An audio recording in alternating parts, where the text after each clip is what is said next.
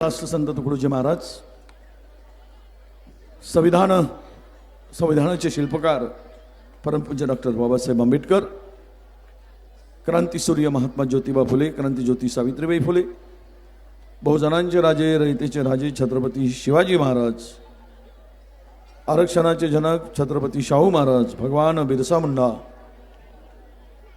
संत श्रेष्ठ जगनाडे महाराज, या सर्व महापुरुषांना नम्र विनंती, महापुरुषांना विनम्र अभिवादनाच्या काय हे ऐतिहासिक सभा.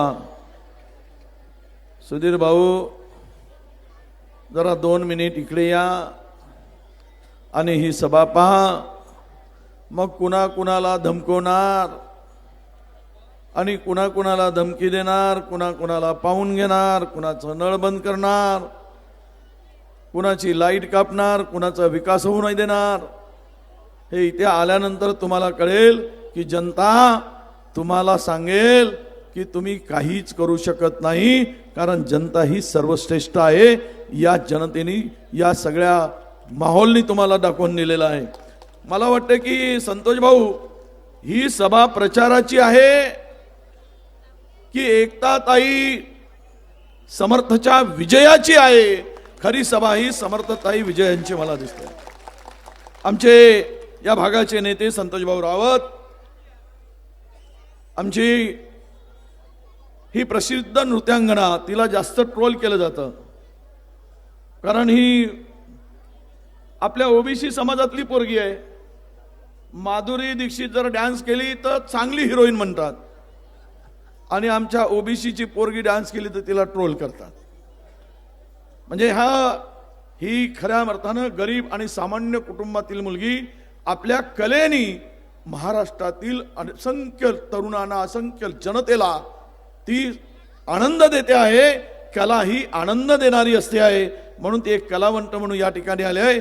तिचंही या ठिकाणी आपण टाळ्या वाजवून स्वागत करावं. सन्मान आहे आमचे घनश्याम यनुरकर भाऊ, राकेश भाऊ रत्नावार, प्रशांत आमचे समर्थ, राजेंद्रजी कन्नमवार, गुरुदासजी गुरुनोले, विजयजी चिमण्यालवार, रुपालीताई संतोषवार, सुनीलजी शेरकी आणि आमचे सर्व उमेदवार, 10 प्रभागातील उमेदवार बांधवांनो, भगिनीनो आणि माझ्या तरुण मित्रांनो, मला वाटतं की संतोष भाऊ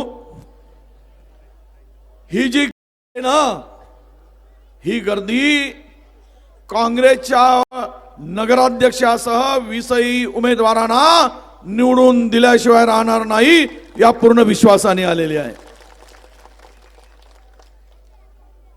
विकास केला ना. एसटी स्टँड झाला, पाऊस आला, इकडून तिकडे, तिकडून इकडे, इकडून झडप मारली का तिकडे जाते माणूस ना, तिकडून झडप मारली का पावसाची दुसरीकडे जाते. छान विकास झाला, सुंदर विकास झाला. त्या ठिकाणी विकासाच्या संदर्भात सांगताना 10 कोटीचा बस स्टँड आणि आठवडी बाजारही झाला, सुंदर छान झाला. पण पावसाळ्यात गळते ना, थेंब थेंब पाणी. मग उपयोग काय? आठवडी बाजाराचा वाचनालय आहे, छान बांधलं, पण वापरातच नाही आणलं ना. आहे का आणलं? याला विकास म्हणायचा? जाऊ देत, खूप गोष्टी आहेत. रस्ते नाल्या बांधलं, कमिशन खालं वगैरे, आता आमच्या समर्थांनी सांगितलं. पण तुम्ही एक विचार करा, या नगर परिषदेमध्ये आणि या विधानसभेमध्ये गेल्या अनेक दिवसापासून खासदार आणि आमदार तुमचे आहेत. पुन्हा विकासावर का बोलावं लागतं? हे तुमचं अपयश आहे, कारण विकास झाला नाही म्हणून वारंवार विकासावर तुम्हाला बोलावं लागतं. यातच तुमचं फेल्युअर आहे. सुधीर भाऊ, हे मान्य करा आणि काँग्रेसच्या सत्तेमध्ये अडचण ठरू नका, ही विनंती करायला मी आलोय. कशाला हो, मी गेलोच नाही हो ब्रह्मपुरी. फक्त एक दिवस फिरलो, एकच सभा घेतली. तुम्ही पाहिलं असेल, मी बाहेरच फिरतोय, कारण मी त्या ठिकाणी जनतेचा विश्वास जिंकलाय.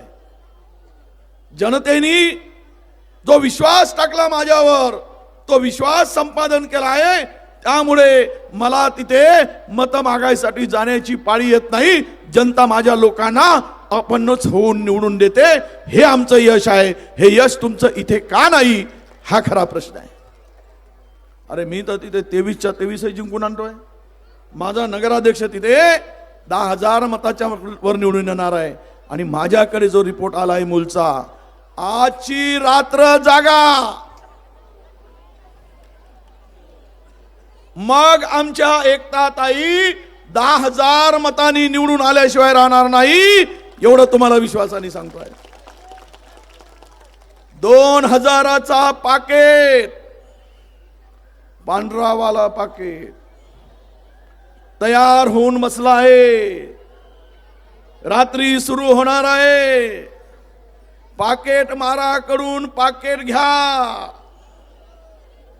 पाकेट माराकडून पाकेट घ्या. देईल तर मटनही खा, पण बटन मात्र पंजाची दाबा, ही विनंती करायला आलोय. कारण भारतीय जनता पक्षाचं नाव मी कुठेतरी व्हॉट्सअपवर वाचलं. चिकन कोंबडं मारून खाते ते चिकन पार्टी, आणि बकरा मारून खातात, कापून खातात ते बकरा पार्टी, आणि माणसं मारून खातात ते भारतीय जनता पार्टी. हे भारतीय जनता पार्टी हो, माणसं मारून खाणारी.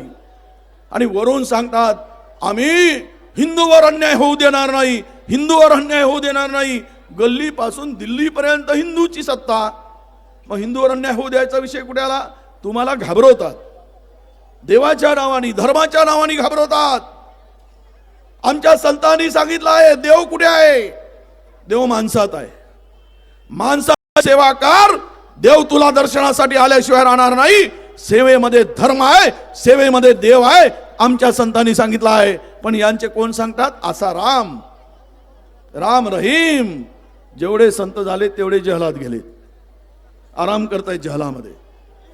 आणि आमच्या एकनाथांनी सांगितलं, गाडगे बाबांनी सांगितलं, आमच्या संत तुकडोजी महाराजांनी सांगितलं, संत एकनाथ, संत गोरोबानी, चोकोबानी, नामदेवानी, संत नामदेवानी सांगितलं, खरा तो एकची धर्म, जगाला प्रेम अर्पावे, हे शिकवण आम्हाला दिली. आणि प्रभूकडे मागणी करत असताना आम्हाला मानवतेचा धर्म आम्हाला आठवतोय. मानवता हाच खरा धर्म आहे हे आम्हाला शिकवलं. आम्ही देवळात देव पाहिला नाही, आम्ही देवळातला मूर्ती रूपानं प्रत्यक्ष देव पाहिला नाही, पण माणसाची सेवा केली की देव पाला भेटल्याशिवाय राहत नाही, हे आमच्या संतांनी शिकवलं आहे. म्हणून माणसाची सेवा करणं हेच आपलं काम आहे. म्हणून मी माझ्या समर्थाला सांगतोय, आमच्या एकताताईला पहिलं काम जर निवडून आल्यावर कोणतं करायचं असेल तर या मूलमध्ये पहिला काम तुम्हाला करावं लागेल. या गोरगरीब पोरांच्या शिक्षणासाठी इंग्रजी माध्यमाची शाळा ते किरायाची बंद करा आणि इंग्रजी माध्यमाची शाळा सुरू करा. तो आमच्या गरीबाचा पोरगा तिथे इंग्रजीमध्ये शिकला पाहिजे. हे काम पहिल्यांदा करावं लागेल. नाही तर इमारत बांधली ना भाड्यानं दिली, भाडं खाऊन काही पोट होणार नाही, पोट भरणार नाही. हे पहिलं काम करावं लागेल. आणि दुसरं काम एकताताई तुम्हाला करावं लागेल. काय एक काम कमी झाला तरी चालेल, पण नाल्या स्वच्छ ठेवा. नाल्यातून खूप वास येते. मी सगळीकडे फिरलो, पण मूलचे मच्छर सगळ्यात मोठे मोठे आहेत. बाकीचे मच्छराचा साईज बारीक आहे, पण मूलच्या मच्छराचा साईज फारच मोठा बाका आहे. तो बोक्यासारखा दिसते, काळा काळा पॉलिश मारलेला, आणि तो असा येऊन बसते तसा पाहुणचार आहे ना, ये बस, ये बस, पे माझा रक्त. हे कुठून आले? हे कुठून आलेत मच्छर? त्या गंद्या नालीतून आलेले मच्छर आहेत. म्हणून पहिले नाली साफ करा आणि मच्छराचा नायनाट करा आणि आमच्या लोकांना आरोग्य चांगल्याचे आरोग्य सेवा द्या. नाहीतर मग तुम्ही म्हणाल आमच्या लोकांना सांगितलं हमसे साहिब सांगतात ना दिल्ली वाले, मैं एक रास्ते से जा रहा था तो बहुत गंदा नाला दिखा, तो वहां देखा मैंने, वहां पे वो गंदे नाले पे एक उल्टा डब्बा डाला हुआ था, डब्बे के ऊपर एक छिद्र किया था, होल किया था, भोग किया था, उसमें से पाइप डाला था और उसने चाय के ठेले पर लाया और चाय पे ठेले पर लाकर वो चाय बना रहा था, उस गॅस से चाय बना रहा था, असं आमच्या दिल्लीवाल्या साहेबांनी सांगितलं. मग उद्या तुम्ही म्हणाल नाल्या भरल्या आहेत, सुधीर भाऊंनी सांगितल्याप्रमाणे त्याच्यावर घमेला टाका, त्याच्यावर छिद्र करा, तिथून पाईप टाका, पाईप मधून गॅस आणा, स्वयंपाक खोलीपर्यंत न्या आणि फुकटामध्ये स्वयंपाक करा, गॅस सिलेंडर घ्यायची गरजच पडणार नाही. असं होईल? असं होईल का? म्हणून तुम्ही एक काम कमी झालं तरी चालेल, शहराची स्वच्छताही राखली पाहिजे आणि निरोगी आयुष्य आमच्या गॅस मूल शहरातील लोकांना मिळालं पाहिजे. हे काम पहिल्यांदा तुम्हाला करावं लागेल. काय कुठे चाललंय भारत? प्रगतीवर भारत म्हणतात, काय प्रगती? फोकनार बाज लेखाचे असे भाषण करतात आणि भाषणही करताना या गळ्याच्या नसा तुटतील एवढं जोरात बोलतात, हे असे तुटतील एवढे.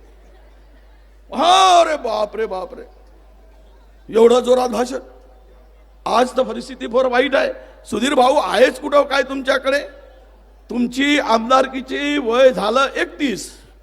किती बरोबर? सुधीर भाऊच्या आमदारकीचं वय झालं 31 आणि अजिबात विचार नाहीत ना आमचे देवेंद्र भाऊ फडणवीस. विचारतात का? इथे आले तरी बोलतात, काय गती केली. बरं झालाय समर्थ, कारण सुधीर भाऊची गत अशी झाली, तो मुख्यमंत्री आमचे त्यांना विचारतच नाही, तर तुम्हाला कशाला विचारले असते. त्यामुळे तुम्ही इकडे आलात, तुमचं स्वागत आहे आणि एकताताई निवडून आल्याशिवाय राहणार नाही हा विश्वास सुद्धा आहे. अरे काय म्हणतात वरून, तुम्ही उमेदवाराकडे पाहून मत देऊ नका. आता तुम्ही पोरगा पाहायला गेले पोरीसाठी आणि पोराला विचारणार नाही का? पोराकडे पाहणार नाही का? नाही नाही, पोरगा काय करतो तर बाप म्हणेल का त्याला विचारू नका, मलाच विचार. असं पोरगा म्हणाल तर चालेल का? काय रे तू किती शिकलास? हा, पोराला नाही विचारायचं, मला विचारा ना मी किती शिकलो. मुलगा काय करतो, कुठला धंदा करतो, तर मग त्याने ह्यानी पोराच्या बापानी म्हणायचं नाही नाही, पोराला अजिबात विचारायचं नाही कामधंदा काय करतो, तेही मलाच विचारा. म्हणजे पोरग पाहायला गेल्यावर पोराला विचारणार की पोराच्या बापाला विचारणार? कुणाला विचारणार? पोराच्या बापाला विचारणार ना? नाही ना, मग पोरालाच विचारणार ना. मग इथे जर उमेदवार कोण आहे त्या उमेदवाराकडे पाहून मत देणार की उमेदवाराच्या बापाकडे पाहून मत देणार? मला पाहून मत द्या म्हणायला अर्थ असतो काय? संबंध आला?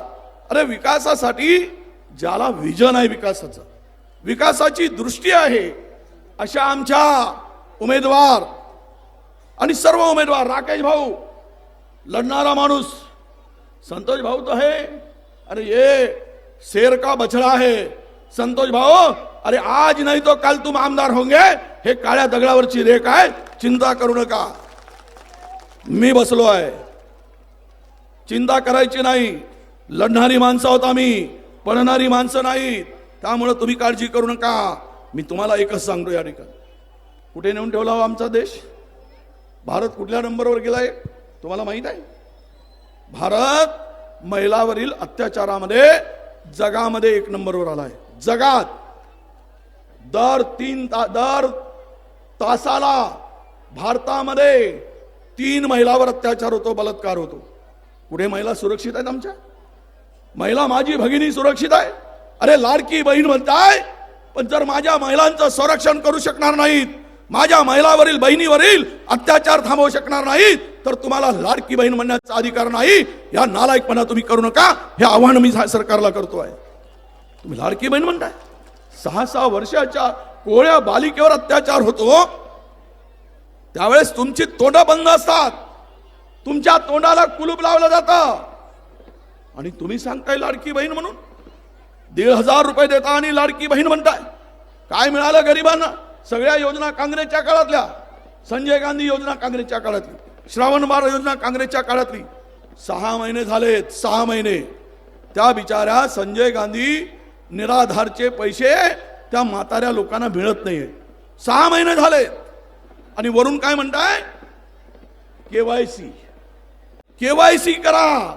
आता त्या बिचारी म्हातारी बाई, तिचा हात पहिलेच त्याचा अंगठा घासू घासू चोपडा झालाय, तर तिकडे किती थुका लावून ते घासते केवायसी करायला गेल्यावर.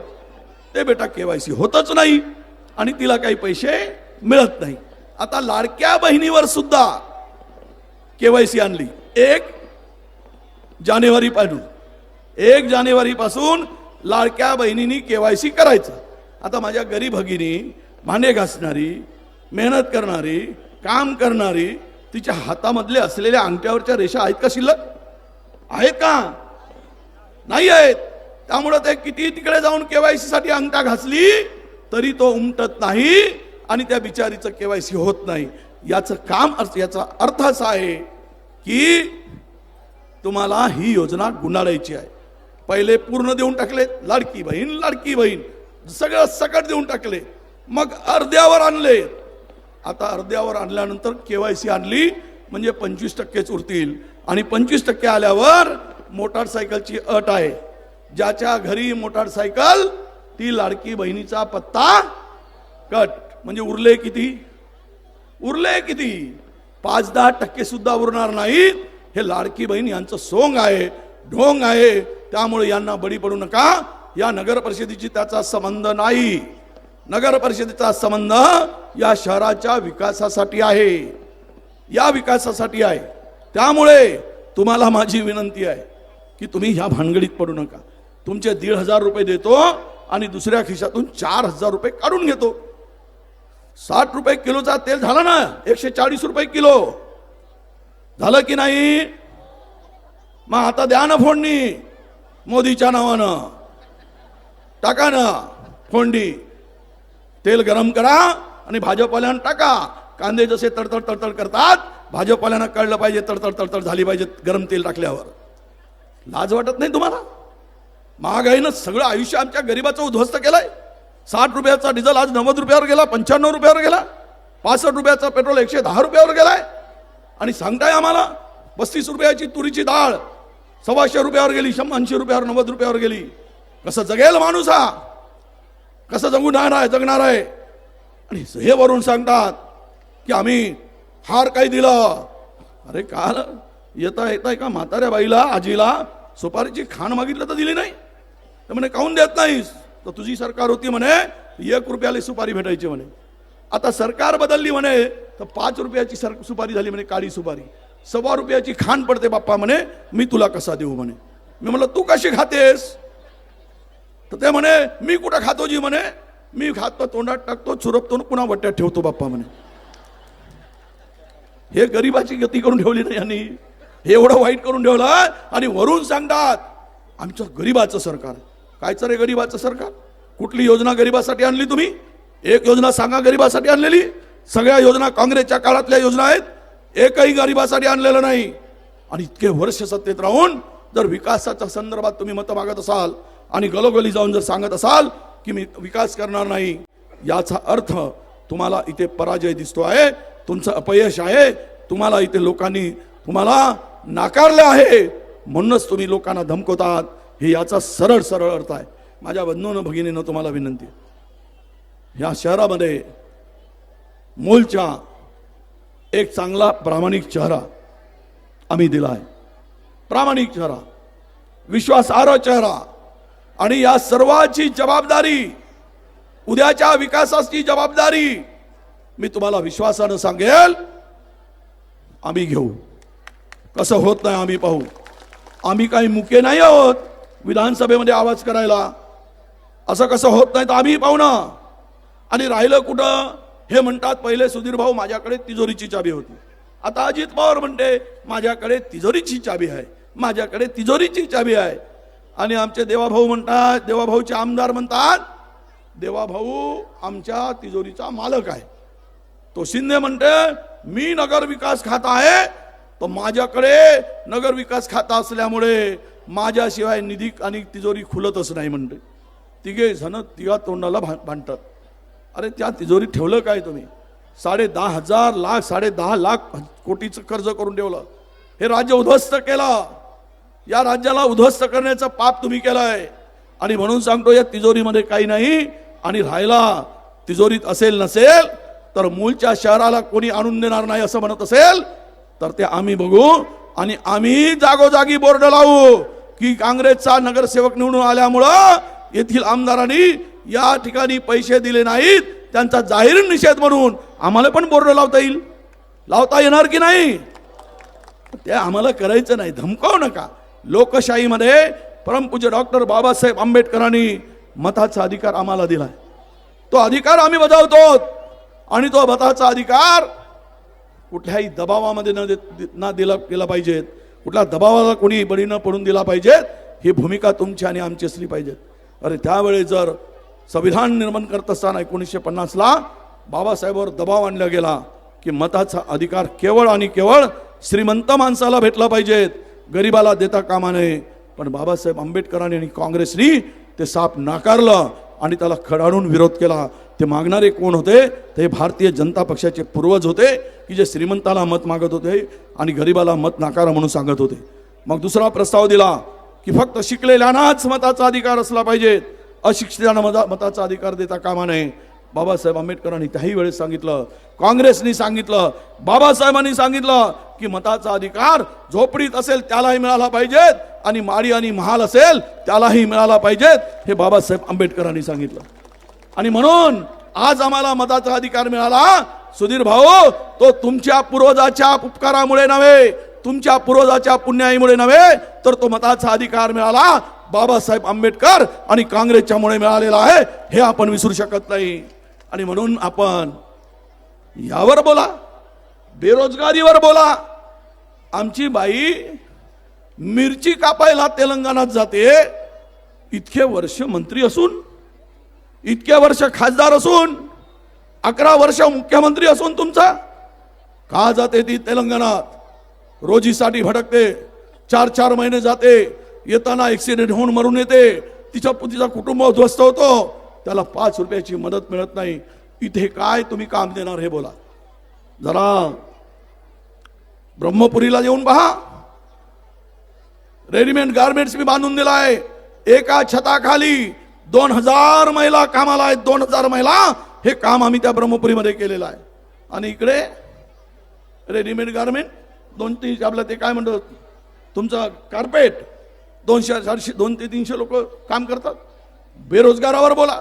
आमचा तरुण पुण्याला का नोकरीला जातो? आमचा तरुण मुंबईला का नोकरीसाठी जातो? आमच्या विदर्भात मुख्यमंत्री असताना, मुनगंटीवारजी तुम्ही असताना, सुधीर भाऊ तुम्ही असताना, देवेंद्रजी तुम्ही असताना, गडकरी असताना, आजही आमच्या तरुणाला पुण्यामध्ये नोकरीसाठी शोधावं लागतं, बेंगलोरमध्ये जावं लागतं, हैदराबादमध्ये जावं लागतं. काय जावं लागतं? विदर्भात ही व्यवस्था का झाली नाही? तुम्ही का करू शकला नाहीत? आणि तुम्ही तरुणाच्या हाताला काम का देऊ शकला नाहीत? याचं उत्तर सुद्धा तुम्ही दिलं पाहिजे. पण याचं उत्तर यांच्याकडे नाही. आणि म्हणून हे नतभ्रष्ट लोक आम्हाला काही सांगू शकत नाही. तुम्ही काही करू शकत नाही. मस्त भांडणं सुरू आहे सध्या भाजपमध्ये. या राज्याचा सत्यानाशच होणार आहे. एवढं भांडणं सुरू आहे. पाहिलं तुम्ही जिल्ह्यामध्ये जोरगेवार वर्सेस मुनगंटीवार, व दोघांनी तलवार काढली. फक्त मारत नाही आहेत एवढंच शिल्लक आहे. चंद्रपुरातला राडा पाहिला तुम्ही. हे जर असे भांडतील तर आमचा विकास होईल का? काय होईल? जो विकासाच्या दिशेनं जिल्हा चाललाय तो जिल्हा थांबेल आणि इकडे निधी पण येणार नाही. एवढं भांडणं आपसात आहेत. Mungantiwar versus Jorgewar, Jorgewar Bunty Bhangdiya versus Mungantiwar. आणि बायमध्ये शांतपणे आमचा हंसराज अहिर तो बायमध्ये खेळतो. याच्यातून कोण मरते मग मी मैदानात उतरतो. लावा तुम्ही झगडे आणि आपण मजा पाहत आहेत. कोण? आमचे हंसराजी अहिर. यामुळे पूर्णतः या शहराचा किंवा या जिल्ह्याचं नुकसान होणार आहे. यासाठी आपण काम केलं पाहिजे. रोजगारांना रोजगार देण्यासाठी काम केलं पाहिजे. ते तुम्ही करत नाही आणि आरोप करताय. आणि आम्ही समर्थ आहोत. विरोधात सत्ता होती, प्रामाणिकपणे काम केलं आम्ही. आमच्या सत्तेमध्ये प्रामाणिकपणे काम केलं, कुठलाही डाग कलंक लागला नाही. पण आज जे रस्ते बांधले गेलेत, तुम्हाला माहित आहे 6 महिन्यामध्ये गिट्टी दिसते. कारण सर्व यांचे चेले चपाटे गिट्टी आणि मुरुमच खातात. गिट्टी खाओ, लोहा खाओ, मुरुम खाओ, कमिशन खाओ. पण आमचा एक समर्थने आमच्या सांगितलं, संतोष भाऊ तुमच्या नेतृत्वामध्ये आमच्या प्रशांत समर्थ आणि आमच्या एकता समर्थनी सर्व नगरसेवकाला घेऊन एक स्वच्छ कारभार देण्याचं तुम्ही वचन दिलाय. त्याच्यावर लक्ष माझंही असणार आहे आणि स्वच्छ कारभार आम्ही दिल्याशिवाय राहणार नाही, हा विश्वास सुद्धा तुम्हाला देतो आहे. अहो, जर विकास केला असता तर विधानसभेला 3000चा पाकिट आणि लोक आपल्या नगर परिषदेला 2000चा पाकिट वाटायची गरजच पडली नसती. विकास जर झाला असता, सांगा तुम्ही, विकास केला असता ही वाटायची गरज पडली असती का? जोरानं बोला ना. 2000चं पाकिट वाटावं लागतं. याचाच अर्थ असा आहे, तुम्ही जनतेच्या परीक्षेत पास झाला नाहीत. तुम्ही कुठे काय किती मोठे झाला असाल तर पहिल्यांदा परीक्षा ही जनतेची असते. तुम्ही पाकिट देऊन पास होण्याचा प्रयत्न केलात, कापी करून पास होण्याचा प्रयत्न केलात, पैसे देऊन पास होण्याचा प्रयत्न म्हणजे. पण लोकांच्या हृदयात बसून तुम्ही जर केलं असतं तर हे तुम्हाला यश नक्की प्राप्त झालं असतं. म्हणून तुम्ही ते करू शकला नाहीत, हे या ठिकाणी दिसते आहे. बांधवांनो, उद्या आजची रात्र ही कतलकी रात्र आहे. मी सांगितलं, ही रात्र जागली की उद्याचा दिवस नवा दिवस म्हणून येणार आहे. परवाच्या दिवशी सकाळी या नगर परिषदेवर काँग्रेसची सत्ता दिसेल आणि काँग्रेसची सत्ता दिसल्यानंतर एक स्वच्छ कारभाराला सुरुवात होईल. तुमची सर्वांची उपस्थिती मलाही दाखवते आहे. मी तुम्हाला जाहीरपणे विनंती करतो आहे की तुम्हाला हात जोडून विनंती करतो आहे, एकदा हा दोनही हात वर करून सांगा की आमचा सर्वांचा पाठिंबा काँग्रेसच्या सर्व उमेदवाराला आहे. दोनही हात वर करून सांगा. ज्याचा हात वर जाणार नाही तो भाजपचा आहे असं मी समजेल. ज्याचा हात वर जाणार नाही तो भाजपचा आहे. ज्याचा हात वर गेला तो इमानदारीनं काँग्रेसला निवडून देण्यासाठी आलेला आहे. याचा तुमच्या सर्वांचे जे हजारो हात वर आलेत, यामध्ये एकता ताई समर्थन आमच्या 20 नगरसेवकाला कोणी मायचा लाल किती पैसे वाटू दे पाडू शकणार नाही आणि ते पडणार नाहीत. हे आता सिद्ध झालेलं आहे. हे आता सिद्ध झालेलं आहे. त्यामुळं कुठे काही करा, पण आजची रात्र दरवाजा ठोकल्यानंतर दरवाजा उघडायचा नाही. फक्त एवढंच पाळा. रात्री दरवाजा उघडला त्यांना सांगा, तुम्हाला द्यायचं असेल तर घ्यायचं असेल तर खालून एक दरवाजातून खालून एक फट आहे तिथून सरकून द्या म्हणून. पण हातात घेऊन पाप करू नका. हातात घेऊन पाप करू नका, कारण त्याशिवाय त्यांच्याकडे दुसरं काही नाही. म्हणून तुम्हाला नम्रपणे विनंती आहे. मला पुन्हा 2 सभा आहेत इथून, त्यामुळं मी तुम्हाला सांगेल, तुमचा भाऊ म्हणून, तुमचा सखा म्हणून आम्ही सर्व मंचावरील, आणि तू गौतमी आलीस, तुला कोणी किती ट्रोल करू देत, तू मराठी पोरगी आहेस, तुझ्या पाठीमागे कलाकार म्हणून विजय भाऊ सारखा माणूस भावासारखा तुझ्या पाठीमागे उभा आहे. काळजी करायचं कारण नाही. बहुजनांची लेक आहेस तू, बहुजनांची पोरगी आहेस तू. अरे 3% 4% ना लोक डोक्यावर उचलतात, पण हजार आमचा 52% 55% लक्ष दिला आमच्या समाजाच्या ओबीसी समाजातल्या पोरींना कोणी ट्रोल करत असेल तर आमच्याही लोकांनी त्याला ट्रोल केलं पाहिजे. कला जिवंत आहे तर माणूस जिवंत आहे. कलाकारी जर संपली तर माणूस संपतो आहे. म्हणून तिच्या अंगात असलेली कला ही तिची देण नसून ईश्वराची देण आहे असं समजून आपण काम करून तिच्याकडे बघावं अशी सगळ्यांना विनंती करतो आहे. आणि आपण हजारोच्या संख्येने येऊन जो आमच्या सर्व उमेदवारांना पाठिंबा दिला त्याबद्दल आपले सगळ्यांचे मनापासून आभार मानतो. मनापासून आपल्याला शुभेच्छा देतो. आणि सर्व नगरसेवकांना इथे उपस्थित राहून प्रभाग क्रमांक 1 पासून सर्व नगरसेवक पुढे या आणि सगळ्यांनी तो माईक द्या आणि सांगा, सगळ्यांना आपापला परिचय द्या. फक्त 5 मिनिट बसा, 5 मिनिट. मग आमची गौतमी ताई बोलेल आणि ती बोलल्यानंतर हा कार्यक्रम संपेल. त्यामुळे तुम्हाला द्या, माझ्याकडे ती चिठ्ठी दे, मीच घेतो नाव. प्रभाग क्रमांक 1 काजल दीपक धारणे, प्रशांत विलास समर्थ. सगळ्यांना हात जोडून घ्या. प्रभाग क्रमांक 2 पायल सुनील महाडोरे, तुकाराम पुंडलिक गुरनुले. पुढे या, तुम्ही झाला परिचय, मागे जा. प्रभाग क्रमांक 3 शालुताई किसन शेरकी आणि मिथुन प्रकाश गद्देवार. प्रभाग क्रमांक 4 राकेश यादवराव रत्नावार, सौ अंकुश कांबळी. टाळ्या जरा जोरात होऊ द्या, थंडी नाहीये तरी गरमी येऊ द्या.